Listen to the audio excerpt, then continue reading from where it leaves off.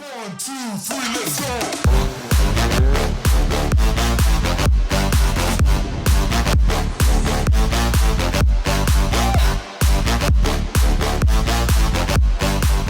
My favorite feature on this car, by far, is the launch control.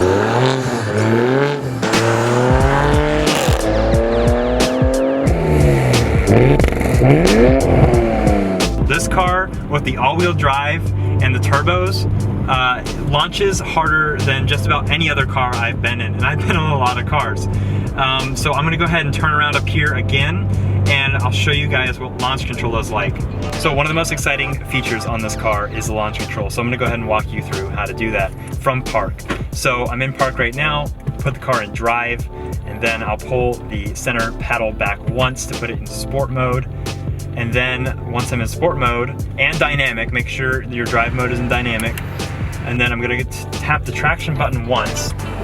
So the traction control is in sport. It says you can turn the traction all the way off, but you will not be in launch control mode. So now all I have to do is put one foot on the brake, and then I will put one foot on the gas, hold it down for a few seconds for the motor to wind up and the turbos to spool up, and let off the brake, and the car will go into launch control mode. So let's go ahead and give that a shot.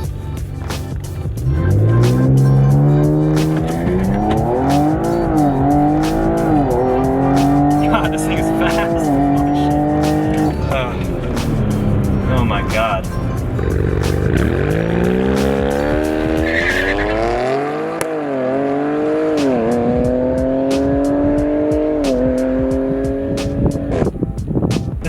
This car never ceases to surprise me with the launch control. I did an all-wheel screeching burnout, and it's 83 degrees outside, so it's hot out, and this car is still performing like that. That's pretty wild. Yeah, it makes me smile every time. That's one thing I love about this car.